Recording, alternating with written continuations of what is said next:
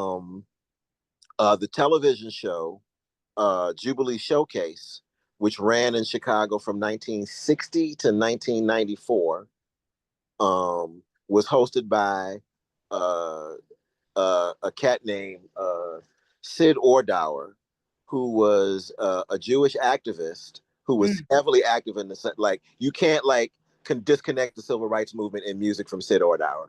So okay. like you think about the staple singers, anybody who can, everybody who was anybody came through Jubilee Showcase came through, and he was heavily active. He was very heavily active and supportive of the development of music activism, and that was a way for me to part of like in the same way that you listen to grandma sing or listen to mama sing or whoever or hear whatever come out of church. That was how I learned singing.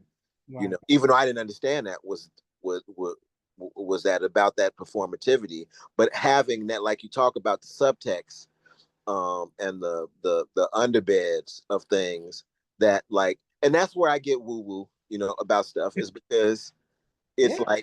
like we haven't had a conversation about that record. You're the first person I've had a real conversation about that album with, um, and who got what I was, you know, a part of what I was playing with. Even that song you played, the name of that song is Cocoon, I think Hmm. it is, and Cocoon uh, was the email address of one of my ex boyfriends, Oh, wow. um, who's a who I'm still friends with to this day, who's a DJ.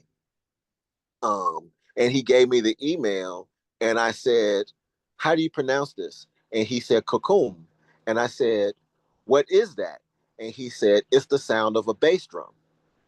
Wow. Cocoon is what that was. And so that's what that song was about. Was about the that's the who is that? Is the Fairfield Four is who's singing that sample, Okay. is of from "Oh Brother Where Art Thou," singing what's the name of the song? Lonesome Valley. That was what it Lonesome Valley was. It was pieces of that, and then just pieces like different pieces of drums, but using the voices as rhythm and percussion at the same time. And I got that when I heard that, I got that idea to talk about because I was also playing like the science fiction themes that are a part of it. I remember as a kid finding out that James Earl Jones was the voice of uh, Darth Vader. Later. Yeah. Uh, but I wasn't a huge Star Wars fan. But that was enough, and I'm still not. But that was an important thing for me. But by the time when I found that out, I had seen Conan the Barbarian, Yeah, uh, that's dope. seen him as Thulsa Doom, and Yeah. to this day, that's still yes, like yes, yes, Yeah. Queen. That But is did you see? I'm sorry to interrupt. Did no. you Go ahead, no, see please go ahead. him in the movie? I think well before he did Darth Vader, where he was him and his wife were abducted by aliens. Oh my God, check that movie out. I'll see if I can find it by the end of this interview. So you can find it. I have to. Yeah. Oh wow. Oh my gosh, that's such a good That will be movie, my movie for this afternoon. For and it's late supposed to be afternoon. based on a true story. Oh wow. Yeah, yeah. The Hills. I think they were Mr. and Mrs. Hill. I I'm gonna look on my phone for the name of that movie. But as we do that, let me play one more track Okay. and talk about that. But oh my God, I can't believe I'm introducing something new. That's nice. That's such a good movie for his career. Yeah. I believe that the whole United States was born originally. And if the death of my son can mean something to the other unfortunate people all over the world, then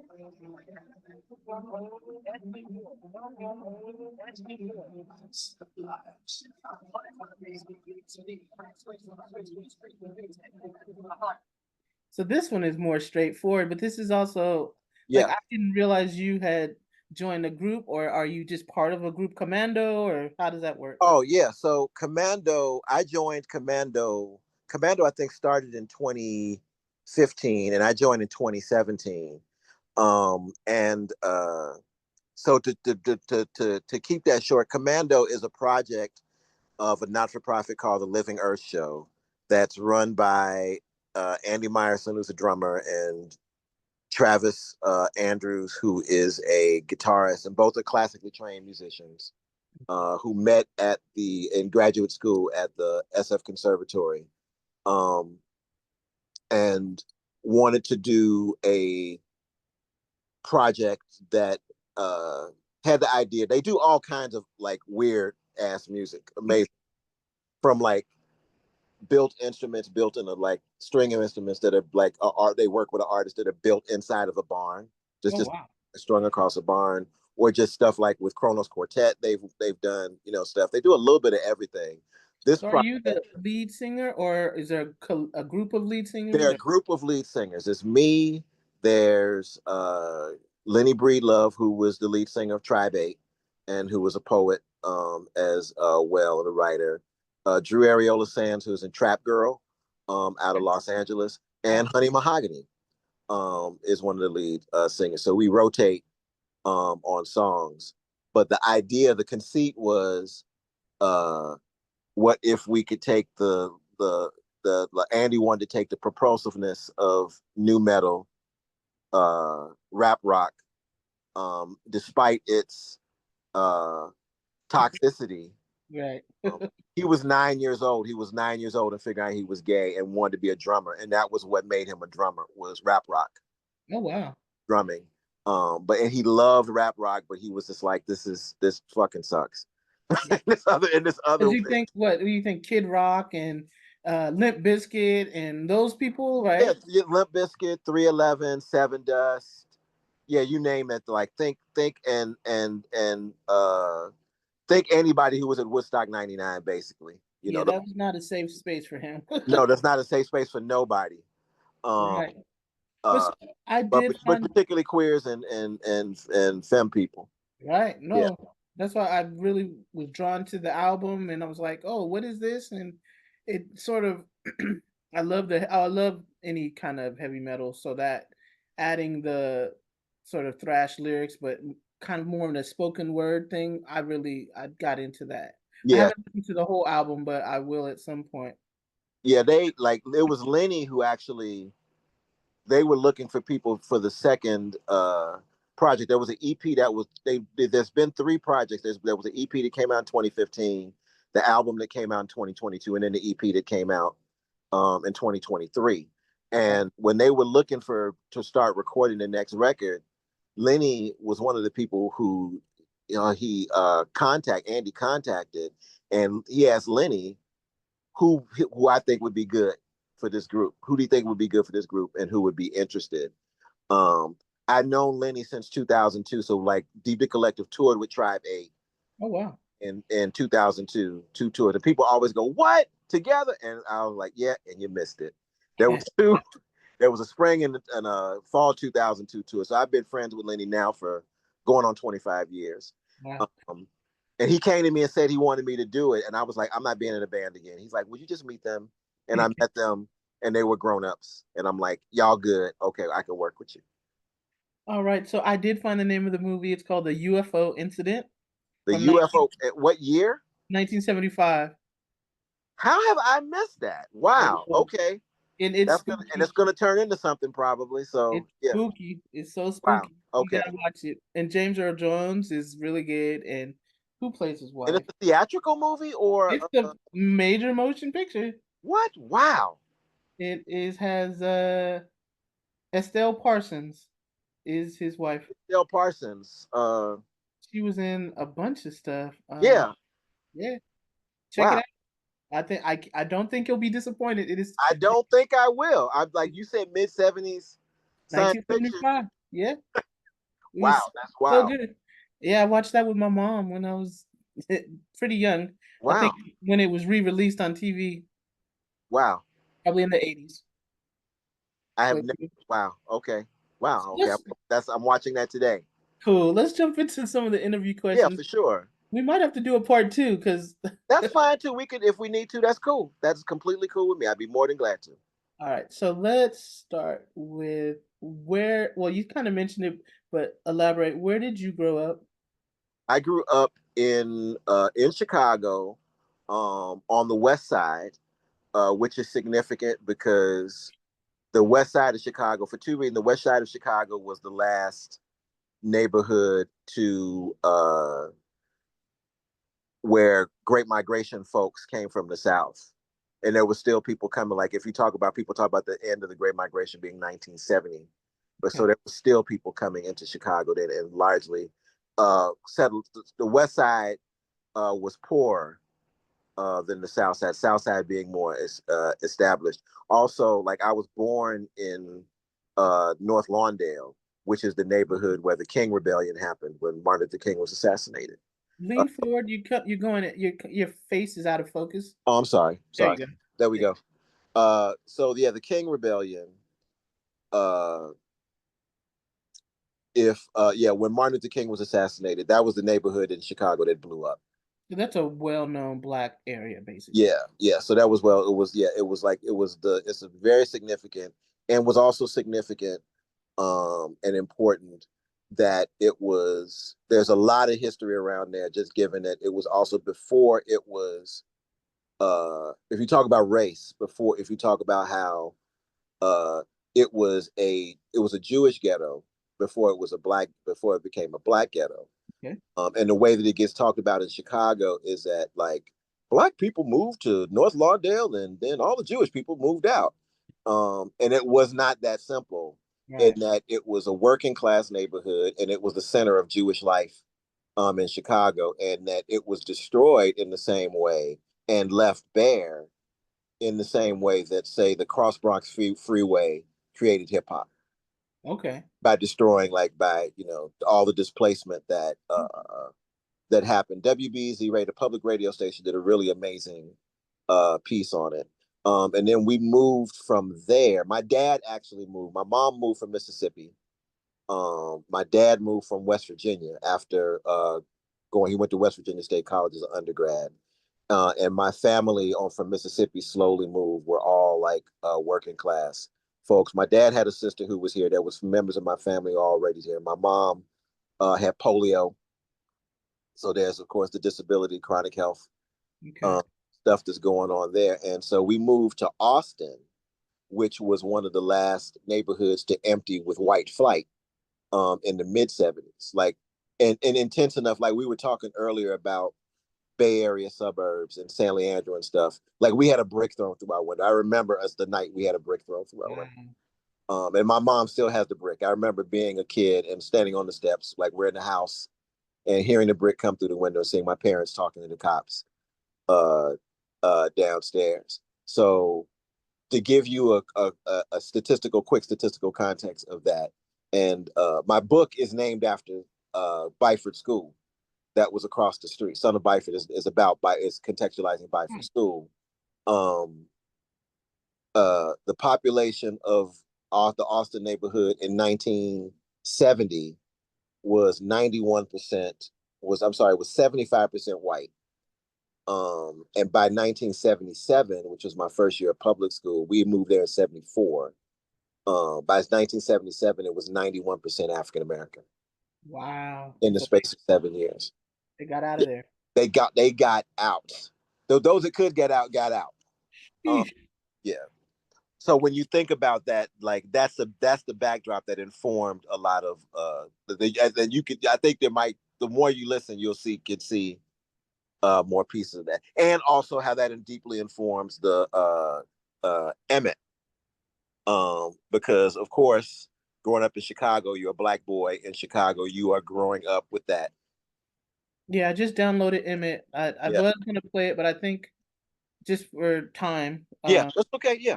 But so that's the great segue into one of my questions about, is all art political, and does art have to be political, or is art just inherently political, just the act of making art?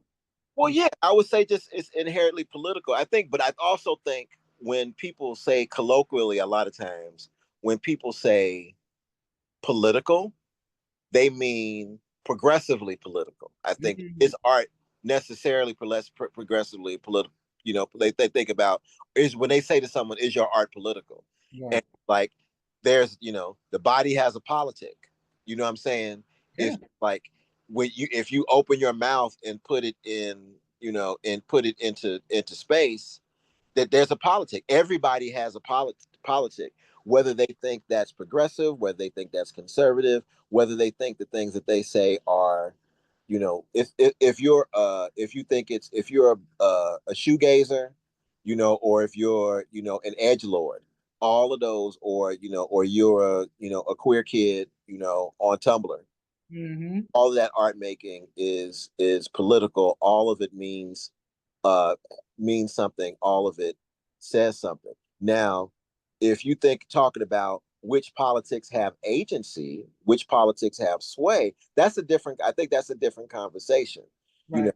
and I think that, like, when people talk about, I don't think that it's yeah, I don't. Yeah, I would agree with that. Like when you're asking that part of the question about, like, all of it's political. All of the art is political, um, because it's making, and people make decisions around what they make or they don't make, even when it's they don't decisions they don't necessarily understand. Right. You No, know, so yeah, no, that's heavy because we talk about in other interviews with artists that just because you are personally making it, it might not be a common or popular politic, but just because it's coming from you, it's yeah, gonna have some yeah, politics, yeah, right? So, no, that is so important, and I think that personal definitely is political for a yeah. myriad of reasons. But when we do talk about, like you said, personal agency, or even like I make perzines around physical health, medical industry, and mental health, I think those are all political realms that just it happens to be part of my personal story, right? Right. So next question. So, is there one thing you talked a little bit about singing when you were 3 or 4? Is there one particular thing that happened that inspired you to make art, or inspired you to recognize that, hey, I can actually make a career out of art as a child or a young artist? Is something one incident that happened? I don't think as a kid that I had a notion that people got paid to do art. If you're just talking about music, or, fine arts, kind of everything, just because there was so much. Right, You know, either or. I was just surrounded by it, and I grew up in, black theater community. Okay, So I watched people making, art. So I always had a notion of, like, that this was something that there were people doing it, and that this was something that I can do.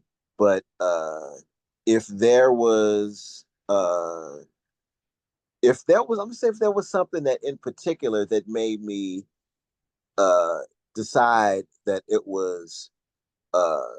that it was something I wanted to do in a long form basis, I think it was just like, for a lot of people, I think my age, I think it was the genesis of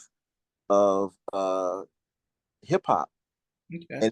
And I would say hip hop as recorded music, Uh, the DJ and the MC, right. because I loved music as a little kid.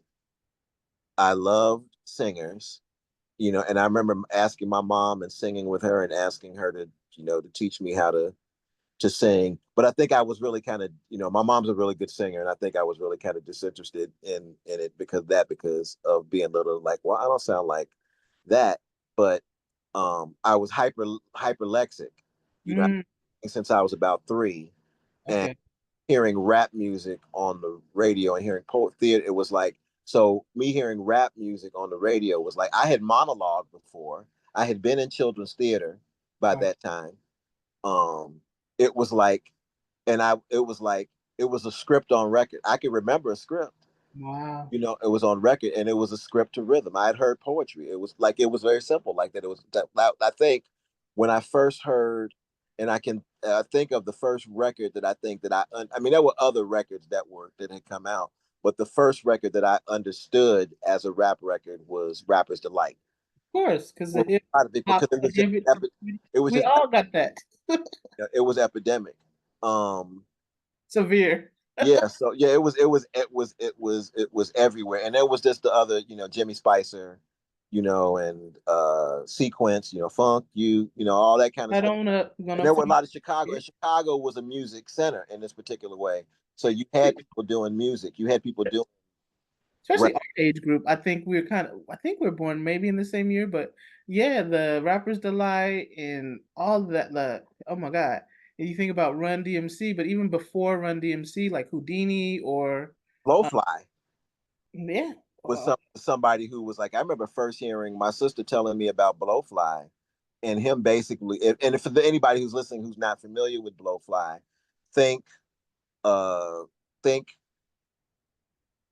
uh Weird Al Yankovic, but very dirty. Think if you crossed party records like Laugh Records, like out of LA, party records like Blue Party Records, Red Fox. Think Red Fox's like early recording career. wow, okay.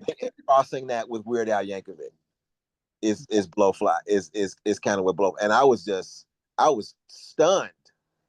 You know, in the whole listening to records like on low, like really low, so like your parents can't hear them. But he was No, rapping. But he was, he was rapping, and he was singing. And it was like, and it was, and it was fun, and it I was.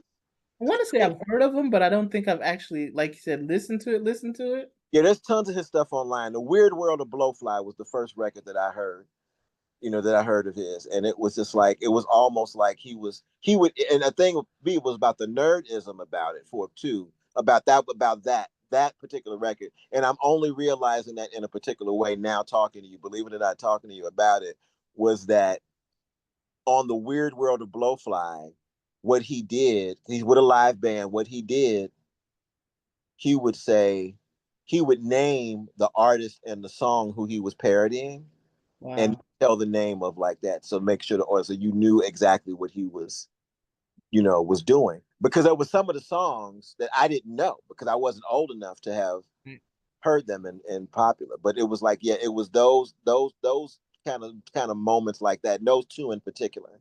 What year was that? That I first heard Blowfly, um, Rappers Delight is 79. So the first time I heard Blowfly would have probably been 1982. Okay. I Yeah, would, and I think that album came out in 1970.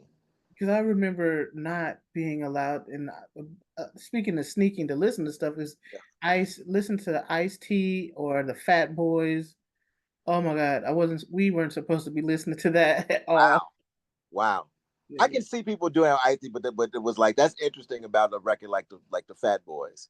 Because remember if they were the human beatbox, he all the stuff they were saying like weren't like regular stuff at that time. It was like partying and girls and it But was. before that, remember they were talking about going to jail and smoking weed and So there was, and that's interesting that you say that about the like about what we hear, and like Jailhouse Rap is an anti juvenile delinquency record. right for It's sure. like it's certainly about don't do this so you won't go to jail. And But Ice T was doing that. He was saying yeah, this he is a was warning. saying stuff like songs like Pain that he did, like that he did was just like, yeah, I only he said it's all right, I'm doing my thing. I only got 8 years left. Exactly. And that was just jarring. I mean, just even hearing stuff like that was jarring, for me. But like Jailhouse Rap, I mean, just as a great record, but also too, it was like kind of scary, too Yeah, at the same time. It was yeah. like, damn. Yeah, just even like I think back to early Too Short. Yeah, yeah. Early Too Short. Like I remember seeing a video for I Ain't Tripping in Chicago, and I think that was '89. I was terrified of Oakland. And I was like, because I mean, I grew up on the West Side, like post rebellion, West Side of Chicago. It's not Right. like Chicago ain't had no hard neighborhoods, but I had never seen nothing like West Oakland. Wow. Like not East. I'm sorry, East Oakland. I had East not seen Oakland. in East Oakland what East Oakland in 1989, and a lot of it I'm sure was International Boulevard. And I'm sorry, East 14th. Um, No, I grew up well, I went every summer yeah. to 82nd and Outlook. Like he lived right up the hill Wow. Wow. from there. Wow. So Wow. And it's wow, it's hearing that now and thinking about that, back, then. But yeah, just what was that was like yeah, too short, like I mean, and just about that, like if it's Blowfly, like what you just said, you set that up. The thread from leaving a Too Short from Blowfly, from Rapper's Delight to Blowfly to Too Short, or you could go from The Last Poets, or you could go from Yeah. Wild Man Steve, party records, like all of those party records that had poetry, on them. But when you say that about, like, I was remembering about uh the first time I heard Freaky Tales. Mm. I used to listen to a radio, say WNUR, Northwestern University Radio, because I couldn't pick up University of Chicago radio, but I could pick up the rap show on Northwestern radio, and so that would be my Sunday cleaning music, would be the Street Beat show. And I remember they played Too Short and Freaky Tales, and I just remember, damn it, like when is this song going to end? I think that the 12-inch version is like 10 or 11 minutes, It probably is. but it was just, I was fascinated I because was gonna say that song blew everybody's it mind. was hypnotic, and I just told my daughter who's 20 about it, who just saw the movie, you know, Okay. like I don't know if the song is in the movie, but I was explaining to her the first time I heard it, and she grew up in Oakland, and so like that continuity of that, to be able to talk to a kid, about that was a thing. But those little pieces of it, I mean, even in that way, it was like, because it was I think a lot of people dismiss Too Short as Moon Spoon June. Dismiss his rhyming ability, Exactly. And but storytelling. I don't like the idea that, like, you have to have deep internal rhyme schemes to be evocative, Right. No, not at all. and his music is just. I'm just saying that, like I'm like I can't. I have to be ready for a Too Short moment. But it's really like a movie. It is. It's He It's verbally cinematic. visualizes Yes, everything. yes. You're So there. yeah, Like one you're. more Yeah, question though, because we're gonna run out of time, so we're gonna definitely have to do a part two. yeah, for sure. Yeah. But the next question is, um, how do you think your audience has changed over the years? I know you probably, like you said, you started in hip hop in Chicago, and over the years, it's your style and your performing has developed. But how does your who listens to you, who reads you, or watches anything that you? How has that audience changed over the years? I think that what might have changed is, if you talk about people in my age cohort, um, um, and then there's some older and some younger. I think that the age cohort grew up. A lot of them came out. Mm, A lot of them had children. A lot of them had just life stuff happen. And so, like, might have known me 30 years ago and then come back, and I've had people message me and say, like, wow, you know, this is cool to see this whole arc of your career, and you're doing these things. I'm glad to see you, because it's like, there's always a, like, you still doing music? And people are like, yeah, I'm still doing music. But like, they were like, you're like putting out records. right. No, of course. Part of that is opportunity too. I'm not, I'm saying I've had opportunities, a lot of opportunities that some people have not had. A lot of people have not had. I'm deeply privileged around that. But I think that they grew up, and I think that also too, as artists, um, having the ability to understand themselves as artists, having them understand the ability them as creatives, because Mm, of the way that the tools changed and advanced. So, right. like, when I was going to the studio in 1989, you had to be prepared. You didn't have time to make a mixtape. You didn't have time. You were paying for studio time, because having a home studio was expensive. So if you knew somebody had something, you were paying for it. You had to get in and do it. Process has changed a lot. Um, how much people are able to have access or consume has, of course, changed, because there wasn't an internet. Right. So people get to hear a lot of different things, a lot of different ways of being. And I think if you go back to pick up the mic, what I talked about in the documentary a lot was, I made records. People ask me about, like, what made you decide to do that. I said I made records that I wanted to hear. I Mm, wanted to hear about myself. I wanted to hear my stories. And hopefully that, like, when people ask, like, who do you make records for? Like, I make them for myself. Like, you know, I made an Emmett Till record because, not because nobody has made Emmett Till records, because there's dozens of records about, you know, Emmett Till, and some of them influence the one I did, but that was the Emmett Till record about Emmett Till that I wanted to make. That was deeply personal, you know, in this particular kind of way, and an angle around it. So I think that the audience changes in a way that, like, there are questions that you ask, you know what I'm saying, Yeah. that I would not have gotten asked 20 years ago, because 20 years ago was the simplest, like, oh, gays in hip hop. And that's not besmirching someone wanting to talk to me then. Right. But No. it's like, but it was just like, it was a different, it was a little more facile conversation, because there wasn't, but there's a bazillion queer, Right. you know, uh MCs, you know, and stuff that exist, you know. Now the audience is the performer. Lil Nas X, Right. you know, as an example, which people were laughing at me. I was like, when I went back and looked at his first album cover, I'm like, oh, why did I not understand this dude was gay? Um, or his first video, or even the video, like, you know, even the like we talk going back again to syntax and code switching. Mm-hmm. You know, I'm gonna take my horse to the old time road and gonna ride till I, you know. And I Yep. went back, and there are all these little kids, and I went back and listened to it, and was just like, I was like, oh, that was what he was. And then he came out. He really went there later, you know. But I think that's the way it's changed, is because he was the audience, Right. you know. There's lots of, like, there's, and so many of those kids are Lil Nas, you know, exes and ancestors and universe, whatever. Please keep protecting my baby son.